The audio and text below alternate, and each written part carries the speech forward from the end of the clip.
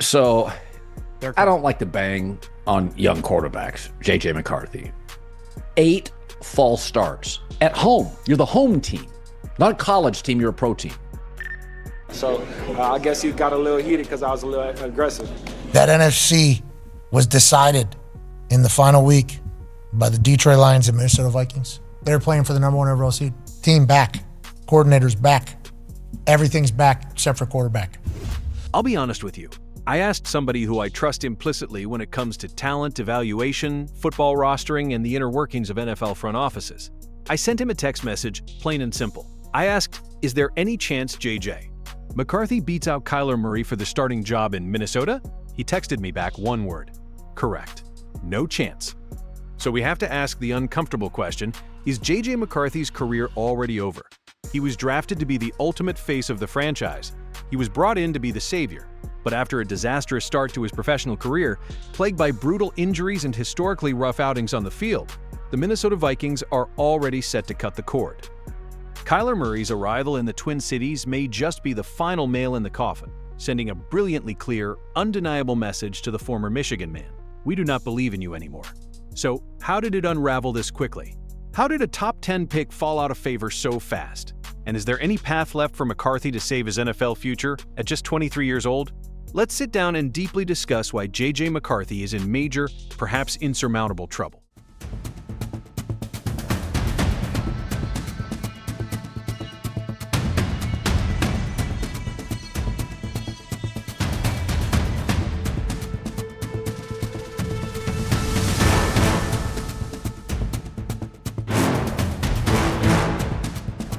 It really was not that long ago when it looked like things would be vastly different for McCarthy in Minnesota. Go back to the draft buildup. He never quite had the otherworldly, viral draft type of a Caleb Williams. He didn't have the track star speed of Jaden Daniels or the prototypical cannon arm of Drake May. But he was still incredibly highly regarded coming out of college. Scouts loved him. He was viewed as a calm, composed, ice-in-his-veins leader who could steer an NFL offense to sustained success. He was coming off the back of a phenomenal college career which saw him go an unbelievable 2-7, and won as a starter at Michigan. He led the Wolverines to their first national championship in 2006 long years. So you're in that draft class. That's one bucket. Then the second bucket is the guys that you chose him over. And Darnold could have been franchise tagged this year, and McCarthy's salary is not exuberant. Now, was the team's success totally down to McCarthy? Well, no. Let's be realistic. This was a completely stacked Michigan roster. They had future NFL talent at every single position group, led by an elite, physical running game and a suffocating defense. They were coached by one of the absolute best in the business, Jim Harbaugh, who built a system that protected his quarterback. But even with that context, McCarthy received plenty of plaudits from the smartest minds in football for the way he led that team. He looked like an absolute field general. Evaluators said they loved everything about his makeup. They loved how he responded in the national title game when momentum had swung and his team was up against the wall. So when draft night finally rolled around, it was painfully obvious that McCarthy would go high in the first round, and the Minnesota Vikings were the team who eagerly pulled the trigger with pick number 10. Across the league, many loved the selection. Even one of the greatest coaches of all time, Bill Belichick, went on record praising the kid. Belichick noted that while evaluating quarterbacks gets tough, there was a lot to like about McCarthy. He called him a great leader. He called him an alpha guy. He emphasized that his teammates genuinely love him, that he makes a lot of good decisions, and that he does the little things that help a football team win. The consensus was that McCarthy would work beautifully with head coach Kevin O'Connell, especially with a generational talent like Justin Jefferson catching his passes. After Kirk Cousins' departure to Atlanta, this was set to be JJ, McCarthy's team for years to come. All he would have to do is beat out Jets and Panthers, reject Sam Darnold in training camp, and the legendary job would be his, right? Well, then the breaking news hit the NFL networks. Minnesota Vikings rookie JJ McCarthy was set to undergo knee surgery to repair a completely torn meniscus in his right knee. Just like that, the highly anticipated rookie season vanished into thin air. McCarthy was out for the entire year, officially giving Darnold the starting role for the 2024 season. There's no sure things, right? Like, you don't know exactly. He threw the fewest passes of any of those quarterbacks that came out that year. Like, he's just a guy who is young and probably harder to project than some others, but they projected what they projected. They thought they had what they had in 2025, and that they missed that mark. The quarterback spot just wasn't what they thought it was going to be. And then, something nobody predicted happened. It became obvious that Sam Darnold wasn't the same terrified, mistake-prone quarterback that he'd been during the first 5 years of his pro career. In Kevin O'Connell's brilliantly crafted system, Darnold looked like a man completely reborn, surrounded by elite offensive weapons like Jordan Addison, Aaron Jones, and of course, Justin Jefferson. Darnold caught absolute fire. He threw for a staggering 4,319 yards and 35 touchdowns. He led the Vikings to a 1-4 and 3 record in a superb cinematic redemption year for the ages. However, a disastrous Week 18 collapse and a heartbreaking wildcard round loss meant there was a serious, franchise-altering decision for the Vikings front office to make in the offseason. Do they open the checkbook and go with the veteran guy who just miraculously won 14 games for the team? Or do they opt for the young, cheap, first-round quarterback waiting in the wings? It was a massive sliding doors moment. Ultimately, the Vikings chose the youngster they had handpicked in the draft 1 year earlier. They let Darnold walk, and the starting job was officially McCarthy's.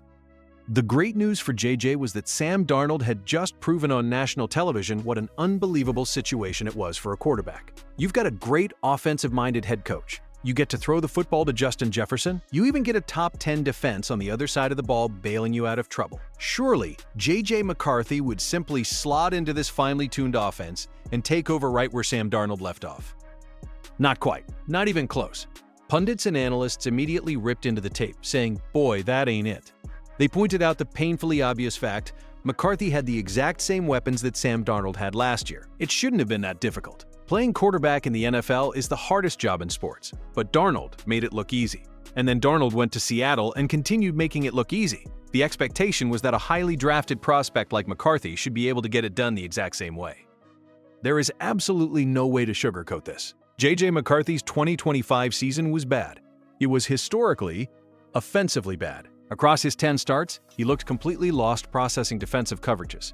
He threw just 11 touchdowns while tossing 12 brutal interceptions, coming away with a miserable passer rating of 72.6 on the year. This was comfortably the worst figure in the entire NFL. He was statistically worse than Geno Smith. He was worse than an aging Joe Flacco. He was a full 27 points worse than the Super Bowl winning quarterback the Vikings had just let walk to Seattle. At the end of the year, the locker room frustration began to leak. It seemed like even his star wide receiver was taking subtle shots at McCarthy in press conferences, vaguely referencing the intense difficulty of the quarterback position this year and how the receiver room was dealt a bad hand. You have to remember, Justin Jefferson is one of the best receivers and players of his entire generation. But with McCarthy completely melting down under center, Jefferson was limited to only 1,048 yards. That is by far the worst total he has ever managed in a full healthy season.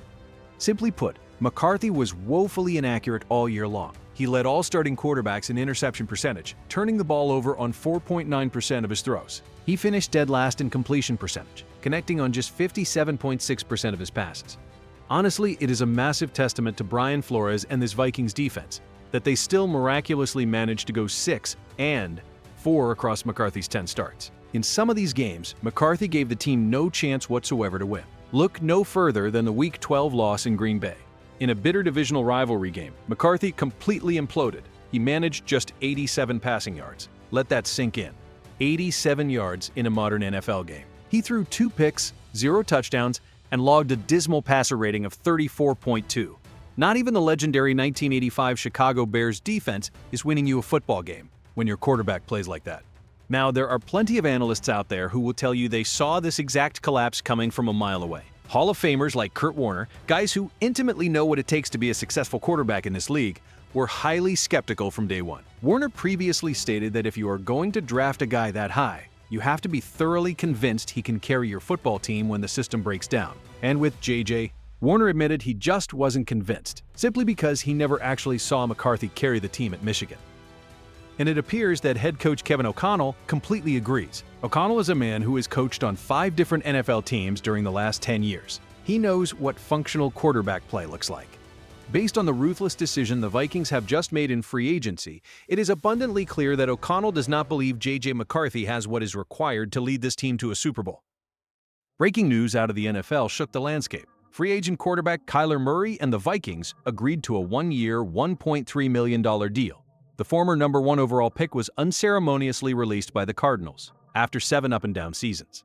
Arizona wanted him gone so badly they agreed to still pay him $35.5 million this year, just to play somewhere else. So, if that's the current quarterback room, Kyler Murray and J.J. McCarthy, you have to visualize Kyler Murray easily winning that job in training camp. Even if the Vikings are just handing Kyler the keys to the car right now without a true competition, you have to be okay with that as a fan. If you look at Kyler Murray's entire professional career, outside of the injury-plagued disasters at the very end in Arizona, he is simply a far more talented quarterback than J.J. McCarthy. Kyler was the absolute pick of the available quarterbacks in this offseason cycle. Obviously, things got toxic and didn't work out for him down in the desert. But to be brutally honest, he has shown a ceiling to his game that J.J. McCarthy has yet to reach. It is a level of dynamic, MVP-caliber play that McCarthy, quite frankly, may never reach. And the Minnesota Vikings front office is well aware of that fact. Murray is an exciting, dynamic prospect. Yes, he is one that never quite lived up to the monumental hype reserved for a #1 overall pick. But he showed massive flashes of greatness. He helped lead the Cardinals to the playoffs back in 2000-2001, off the back of a wildly impressive season where he racked up 4,210 total yards and 29 total touchdowns.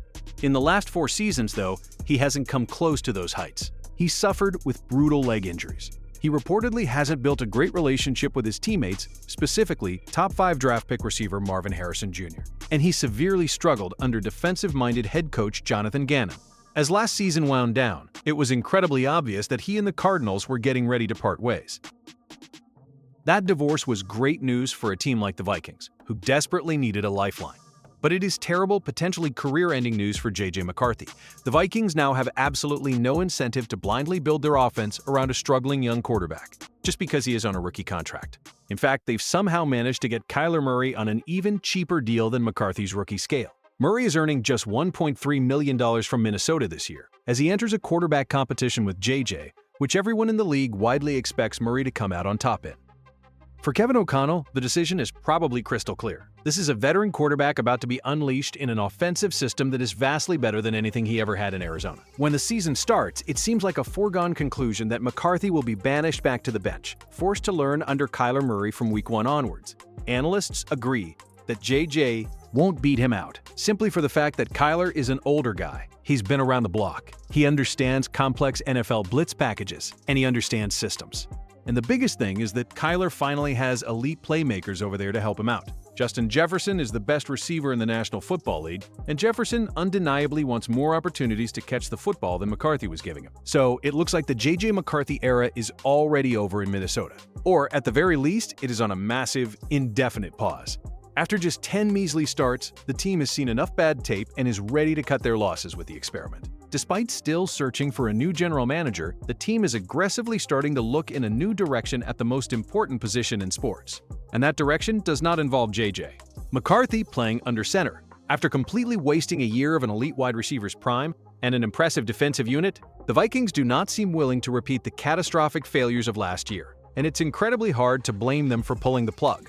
Honestly, think about the context. This is the exact same offensive environment that turned around Sam Darnold's dying career and made him look like a bona fide top 1-0 quarterback. But when J.J. McCarthy stepped in and tried to steer the exact same ship, he was statistically the league's very worst starter.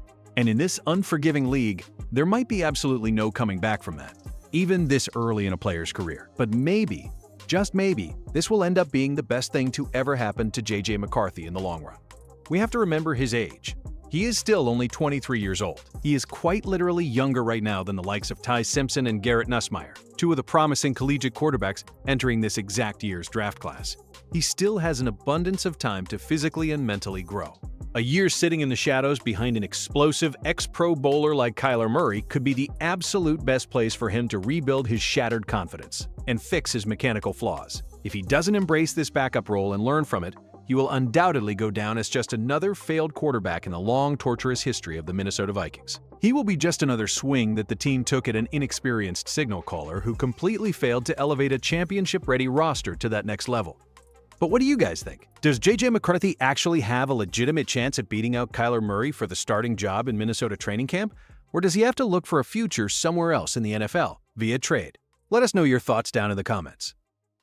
The golden ticket trap. Why the NFL draft is destroying elite quarterbacks. It is the ultimate spectacle in American sports.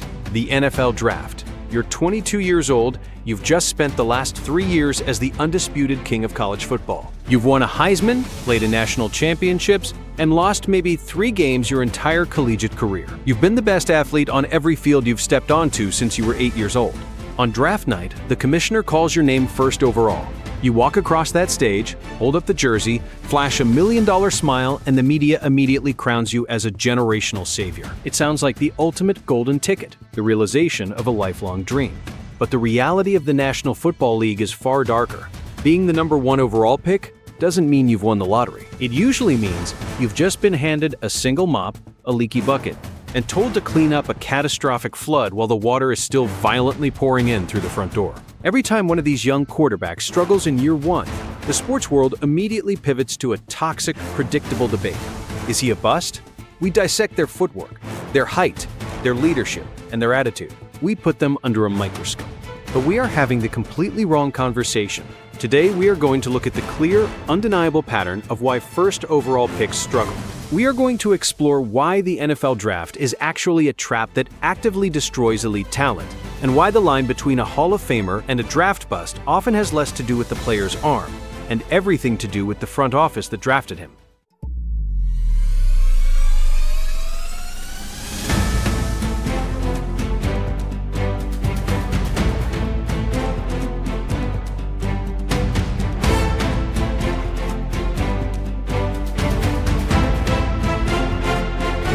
To understand why number 1 picks fail, we have to be brutally honest about how an NFL team actually acquires the number 1 pick. You don't get the top pick by having a few bad bounces of the football. You don't get it because of a tough schedule. You get it by losing games at an alarming, catastrophic rate. Whether it's a completely barren roster, a dysfunctional front office constantly leaking rumors to the press, or totally incompetent coaching, it's almost always a toxic, radioactive mix of all 3. These organizations are broken from the owner's suite down to the locker room. Look at the numbers leading up to these highly touted picks. The Cleveland Browns win an ungodly 3-1 over 2 years before drafting Baker Mayfield.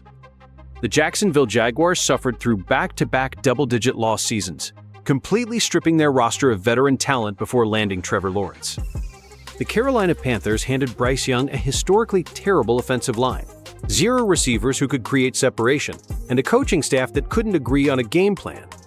Yet, the draft is sold to desperate fan bases as a giant reset button. Ownership slaps the rookie's face on every billboard in the city.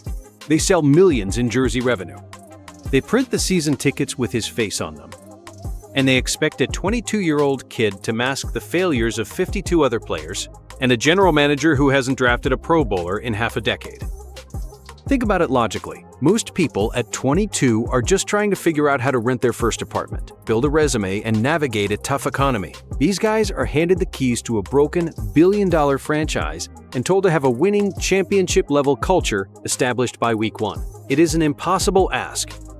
So what happens when these guys actually walk into the building? Where does the real damage start? Almost immediately, it begins with the coaching staff. A young quarterback needs an astronomical amount of reps in the same system, with the same terminology, to build chemistry with his receivers and offensive line. Learning an NFL playbook is like learning Mandarin in a month. But what usually happens to these number 1 picks? The head coach, who was already on the hot seat from losing so much the year before, gets fired by November. We saw this with Bryce Young and Frank Reich in Carolina. We saw it with Caleb Williams and Matt Eberflus in Chicago. And we just saw it with Cam Ward losing his coach just 6 games into his 2025 rookie season. That makes 4 straight first overall quarterbacks who lost their head coach during their very first year in the NFL. Every single time an organization fires a head coach or an offensive coordinator, they reset the quarterback's development clock back to absolute 0. You aren't just swapping out a guy with a headset on the sideline, you are throwing away the player's entire offensive vocabulary. Historically, we can call this the Alex Smith syndrome. Before he became a stable winning veteran in Kansas City under Andy Reid, Alex Smith went through a staggering 6 different offensive coordinators in his first 6 seasons with the San Francisco 49ers. He was labeled a massive bust for years, but who on earth could have succeeded in that chaos? You can look at Jason Campbell in Washington, another highly touted prospect whose career was derailed by having to learn a new offense every single offseason. Trevor Lawrence faced a similar, modernized nightmare in 2021 with the Urban Meyer disaster. Trevor was dealing with a coach who was publicly humiliating the franchise with viral bar videos, reportedly kicking his own kickers in practice, and shifting the blame to his assistants after every blowout loss. Lawrence threw 17 interceptions that year, leading many to wonder if the best prospect since Peyton Manning was a bust. But he wasn't playing poorly because he lacked talent. He was playing poorly because he was in survival mode inside a burning building.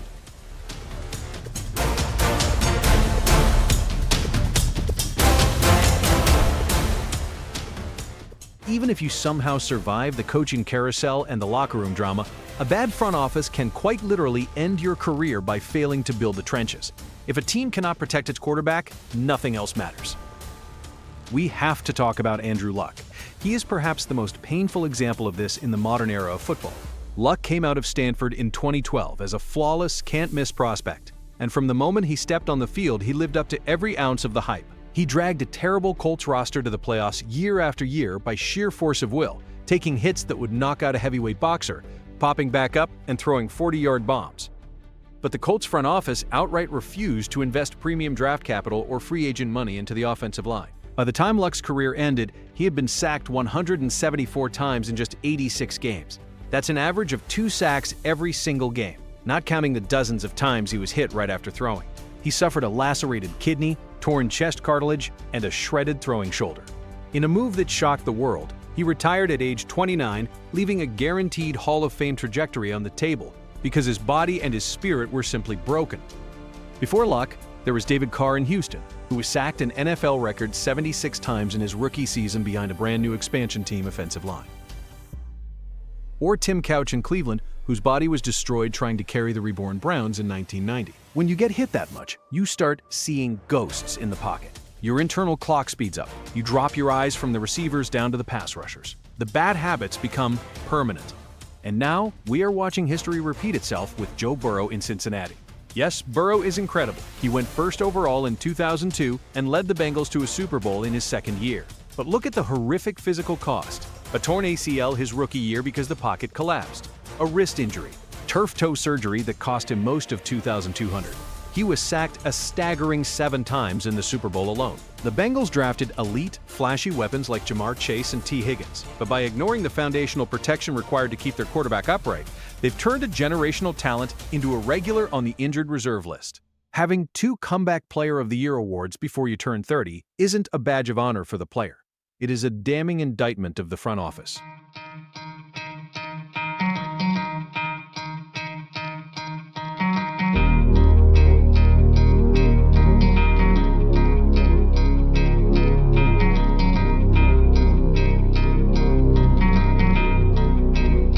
We also need to factor in a massive shift that happened off the field, one that most casual fans don't think about: the modern rookie wage scale. Prior to 2011, rookies could negotiate massive contracts before ever playing a snap. Sam Bradford signed a $50 million guaranteed deal as a rookie. It crippled the Rams' salary cap. So the NFL changed the rules. Today, rookie contracts are strictly capped and locked in for 4 years, with a 5th-year option.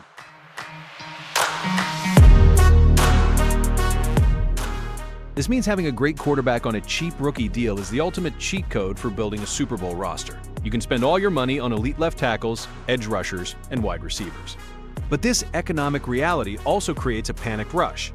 Front offices know they only have a brief, cheap 4 to 5 year window with their quarterback, so they throw them to the wolves immediately. Compare this to how the NFL used to develop talent, or how the rare, smart organizations still do it today.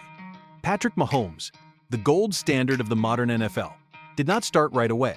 The Chiefs drafted him and let him sit for an entire year behind Alex Smith, learning how to be a professional from Andy Reid. Aaron Rodgers sat for 3 years behind Brett Favre. Jordan Love sat his rookie year. Phillip Rivers sat behind Drew Brees. Carson Palmer sat an entire year.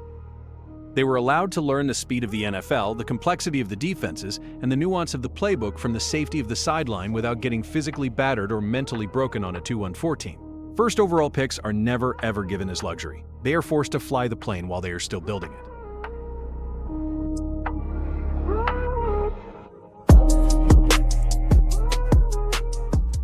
And finally, there is the sheer, suffocating weight of the label itself.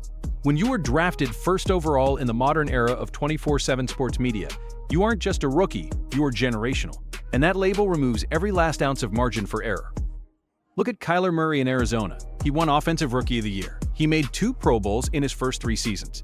By any objective metric, that is a massive home run success for a young starter. Yet the national conversation around Murray never reflected those achievements. Because he was a number 1 pick, and because he's 5'10", the sports world treated every single slump, every single bad half of football, as a permanent indictment of his character and talent.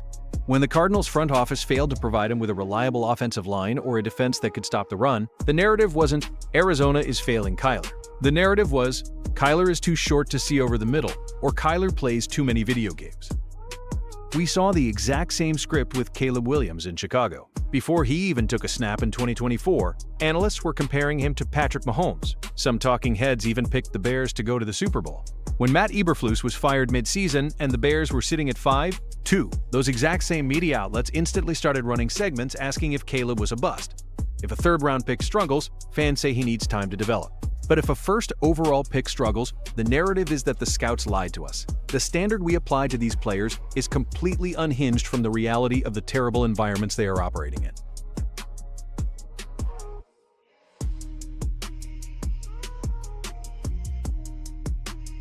So, how do we know for sure it's the team and not the player?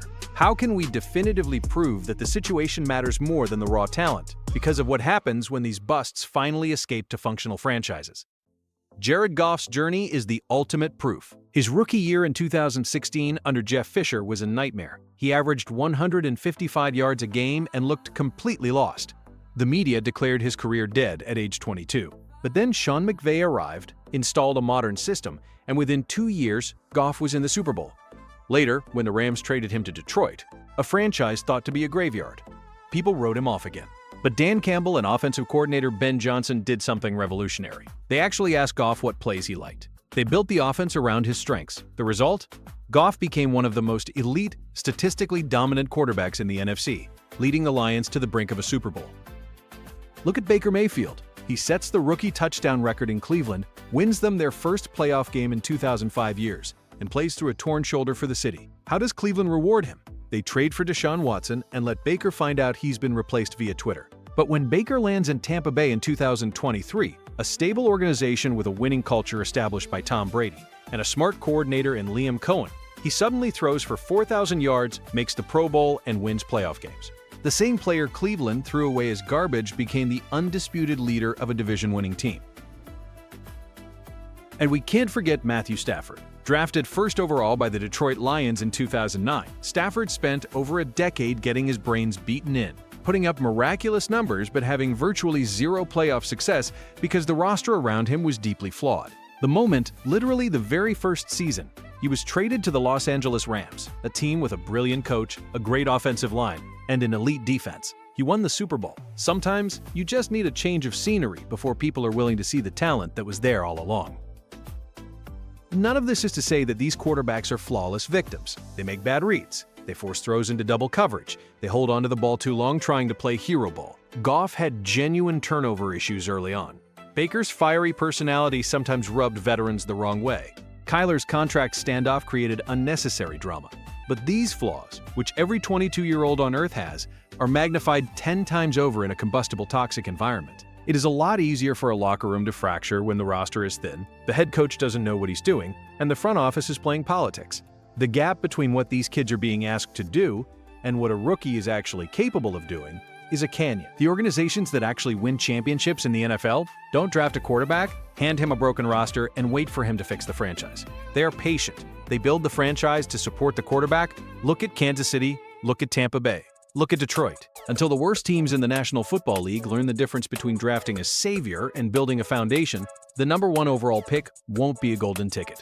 It will just be a fast track to a shortened career, a broken body, and a permanent label as a draft bust. Thanks for watching. If you want more deep dives into the harsh realities, the business, and the untold strategy of the NFL, hit that subscribe button, leave a comment down below on who you think is the biggest what-if draft pick in history, and I'll see you in the next video.